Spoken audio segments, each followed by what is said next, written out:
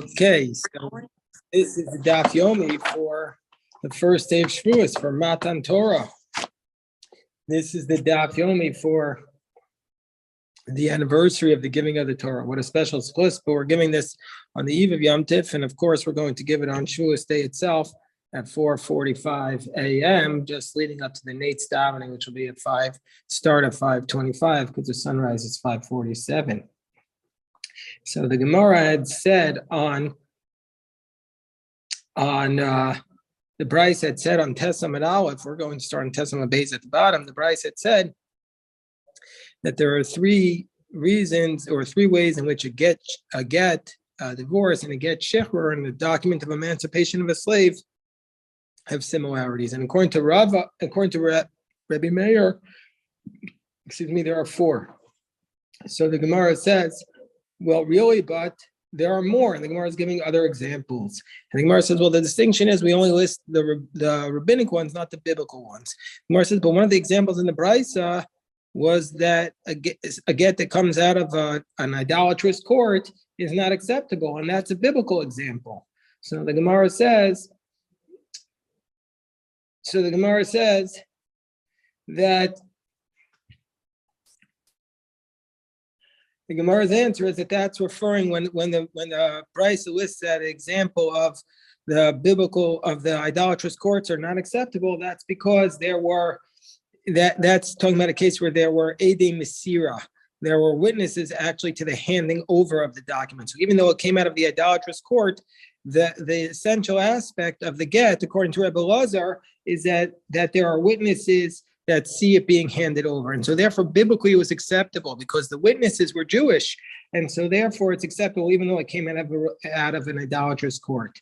So Rebbe Lazar is of the position that Edei Mesira Karti, and our Bryce is going according to Rebbe Lazar. The Gemara says it can't be that the Bryce is going according to Rebbe Lazar. On the bottom of Tesam base, 4 lines from the bottom.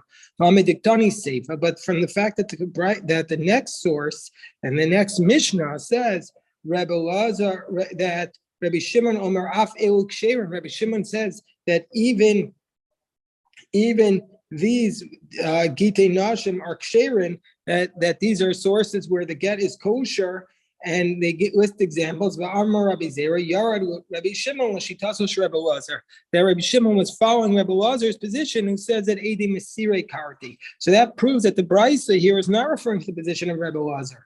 So we call the Tana Kama Savar that the position of the Brisa that says that the arkos of the Akum are no good, it must be not like Rebbe Lazar, but it must be following the biblical position that it's not good. We call Tana Kama Savar low. So the Gemara says no. The Tana Kama is arguing with Rabbi Shimon, where the names used on the idolatrous courts get are very clearly non-Jewish names. Like, for example, it's a very clearly non-Jewish name, like Muhammad or Jesus. These are very clearly non-Jewish names. So therefore, that's where there's a question whether or not Rebbe Lazar's rabbinic decree that if it was done with non-Jewish witnesses, it's on the document itself, it's no good. That according to the Rabbanan, they would say that it's no good under those circumstances rabbinically, because it's not using non-Jewish names. But Rabbi Shimon would say since it's so clear that it's a non-Jewish name, everybody would know that the real witnesses there are the witnesses to the handing over, and so therefore Rabbi Shimon would say in that case it is acceptable. The Gemara says, well, I'll give you another example on top of Yod Amid Aleph. V'achazara, that's the case of Rabbi Meir, where Rabbi Meir says that once the agent is appointed by a get and a get shechur, document of emancipation, that the agent has the ability, that the owner has the ability, or the husband or the owner has the ability to stop the agency and recant. And that is a dioraisa, vikatani, and it's listed in the Brisa. So we can't say that biblical cases are not listed. So the Gemara says, okay, you're right. Well, the cases in the Brisa that are listed as a distinction between where get shechur and a get have similarities, that's milsa de isa milsa kikotani milsa de leisa b'kedushin. The cases are listed where get and get shechur have no similarities with betrothal. But milsa de isa b'kedushin, but the cases where there's overlap where betrothal, the same laws apply, well katani. Then the Brisa doesn't list those cases. Gemara says v'chazara gufa isa b'kedushin. But the case of a chazara the case where you could stop the agency, that is something that exists in the case of kiddushin. Meaning to say, you could send somebody to be mekadesh a woman as your wife, and then you could cancel the agency before the person gets there, and that won't take effect. So the Gemara says, yeah, but what we're talking about, b'shlichus bal korcha, the begerushin iso, the kiddushin leisa, that if you want to do something with the agency against the person's will, that this will exist only in a case of divorce. You could divorce the woman through an agent against her will, but you can't marry the woman against her will. And so therefore, this is something that applies to divorce and freeing of a slave, but not to betrothal. Says the Mishnah, Kol get sheyesho of a kusi pasul, any get which has a kusi written, which has the testimony, witness, is a kuti, is disqualified. The kutim are people. There's a dispute between Rabbi Akiva and Rabbi Yishmael whether or not the kutim are considered to have converted, because Rabbi Akiva says even though they converted in the Book of Kings under duress, their conversion is valid. Whereas Rabbi Yishmael says they only converted because they thought that the lions were attacking them. The conversion is not valid. But Rabbi Akiva says their conversion is valid. We have to be very careful when the Gemara discusses kutim, because some later centers substituted the word kutim, which are these quasi-Jews, for when there was references to Christianity or other forms of non-Jews, and they put in the word kutim. So here we're talking about a very discrete group of people who were not sure if they converted or not. So any document that that has the witness of a kuti is disqualified. Any document which has the get means a contract. Any document which has the witness who was a kuti is disqualified, with the exception of a divorce and a document of emancipation of a slave. There was once an incident that they brought to Rabbi Gamliel at the village of Utanai, get Isha. They bill of divorce of a woman, and the witnesses on it were kuti witnesses. Rabbi Gamliel allowed it. So the Gemara says, well, our Mishnah, which says that a kusi can sign a get and a document of emancipation. Who is our Mishnah like? Mani Masnisin. Who's our Mishnah like?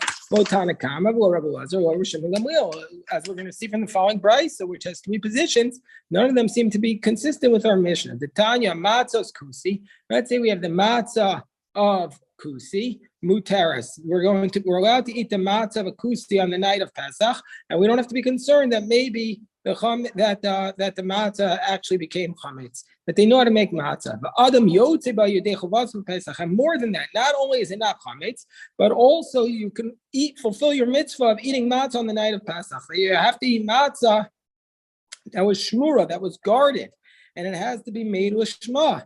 And you have to do the shimur l'shem chovas mitzvah ushmartem as hamatzos. And the kusim were expert that they know how to guard the matzah with shma, and so therefore, according to this first position, you can not only can you eat the matzah of a kusi, you can fulfill your mitzvah of eating shmur matzah. Whereas Rebbe Lazar, oser, Rebbe Lazar says it's no good. They don't know how to do the mitzvah of matzah. They don't know the diktukei mitzvos.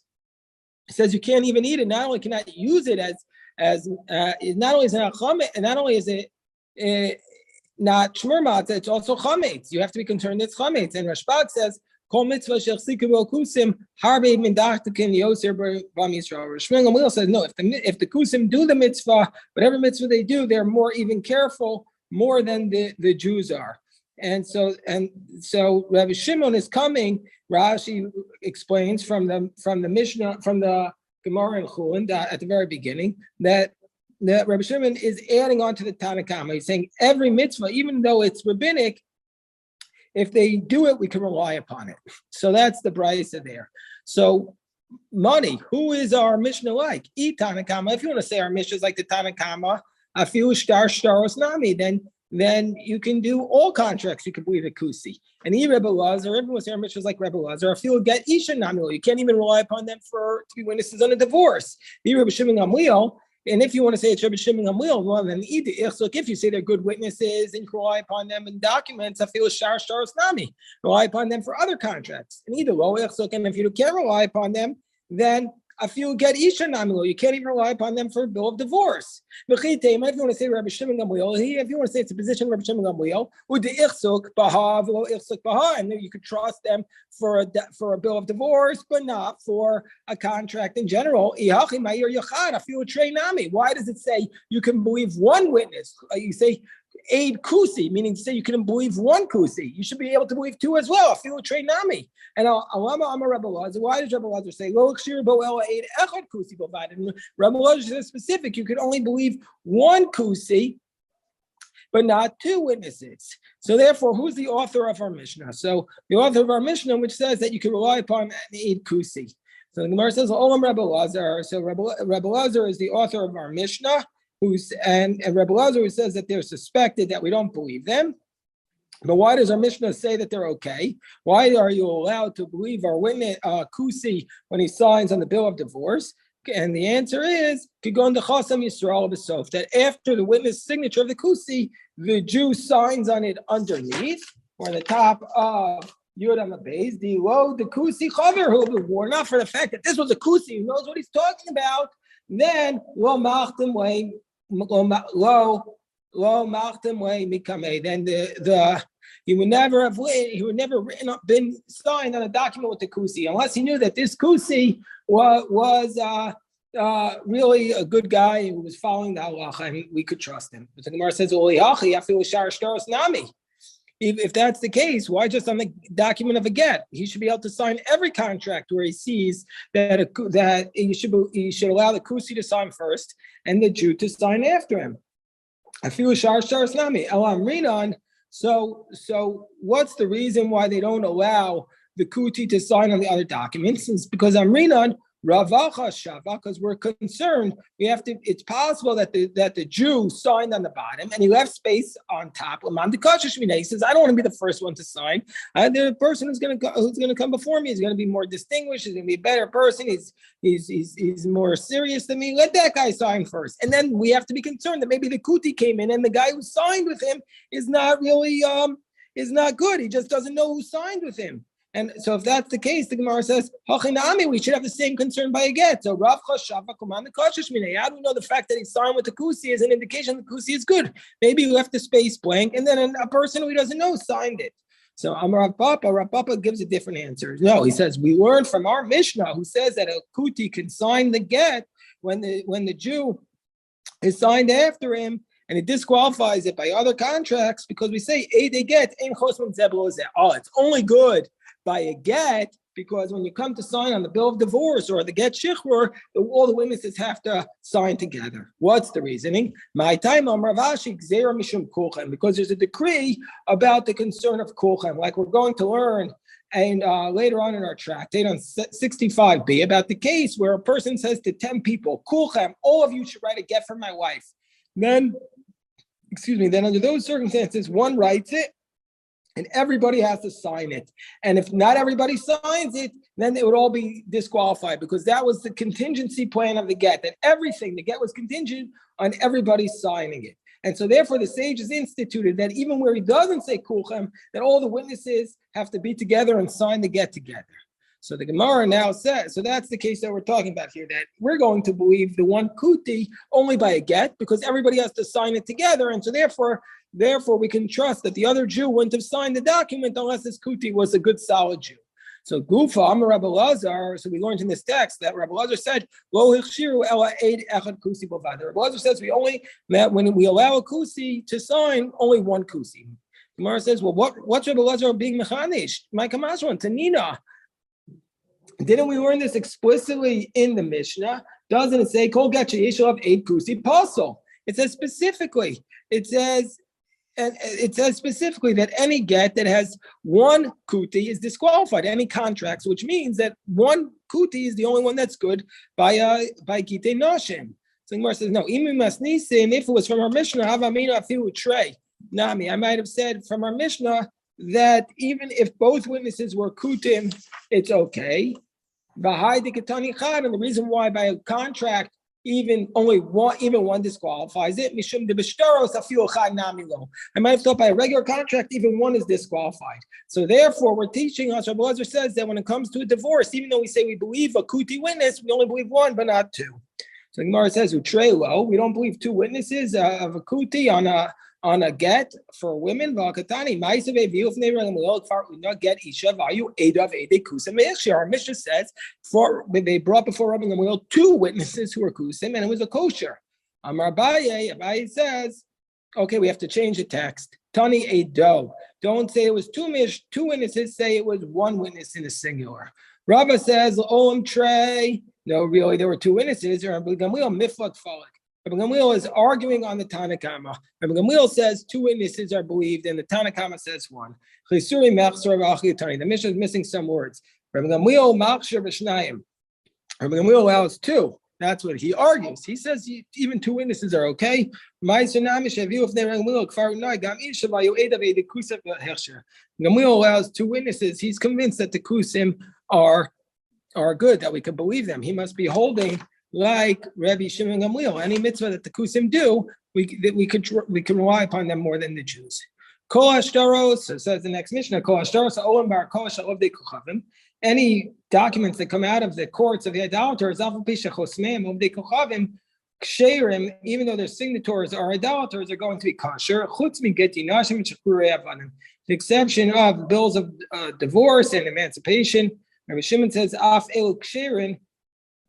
Rabbi Shimon says even the bills of divorce, which have idolaters on them, are kosher. Well, hiskaru. When do they say that they're disqualified? Only bisman shenasu behedjot. Rabbi Shimon says also Gittin and emancipations are kosher. And when do we say that the get is disqualified if it has the witnesses that are not Jewish? Only when it was done outside of the shenasu behedjot, when it was done outside of the court. The Gemara is going to explain what's Rabbi Shimon's logic.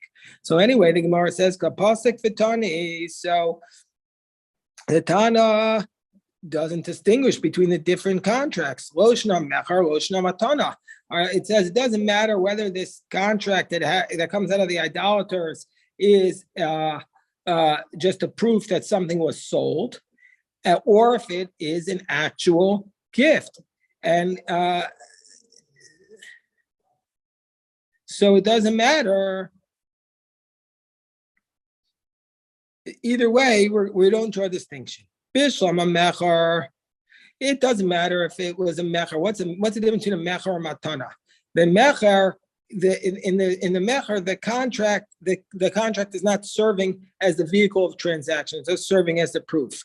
So I understand why the mecher, the contract of the sale, is okay coming out of the idolatrous court. When the purchaser gave the money to the seller in front of the judges, who the karma? He's the one who acquired it. The contract is just a proof.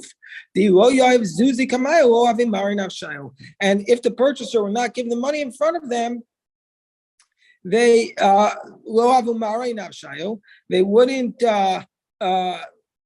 wouldn't ruin his integrity because and so therefore they write him the contract. And they wouldn't have written in the contract that it happened. So I understand why the shtar mecher we believe elamatana, but the contract of a gift b'mai kakani. How's he actually doing the acquisition? La by shtar, isn't he doing the acquisition with this contract? By shtara, this contract chasba ba'amahu, meaning it has no. How is he able to acquire with the contract? It's an idolatrous court. So Shmuel introduces us to the fundamental principle, Dina de Machusa Dina, Amar Shmuel, Dina de Machusa Dina. What a powerful idea that this is the daf for Shavuos. What's his concept of Shavuos? Shmuel's saying we give not only validity to the court, to the Torah, but the Torah tells us that we recognize the value of the country that we're living in, that we recognize the laws of the country that we're living in. And this is called the concept of Dina de Machusa Dina. Why does it mean? Why do we accept the idea that the contract has validity, even though it's an idolatrous court? Because there are a lot of different theories. One theory is we make a pact. When we move into that country, we make a pact. We're going to live by your laws. And so that's the idea. The Torah gives the idolatrous courts the ability to make certain laws, and we have to follow those laws. And so therefore, this shtar matana, even though it's serving as a kinyan, it's going to be valid. Or the alternative answer is, or alternatively, we say with the exception of Gittin nashim, meaning say not only he didn't only exclude Gittin nashim from the category, but he also excluded other contracts that are similar to them, like shtar matana. They're also going to be disqualified. So the alternative answer actually argues and says it's disqualified. But Shmuel introduces this principle of dina de malchusa dina. I know we did this stuff quickly, but God willing, we'll go over it on Shavuos morning at 4:45 a.m. A big shkoyach to everybody. Big shkoyach to everybody, and a good yontif. Shkoyach.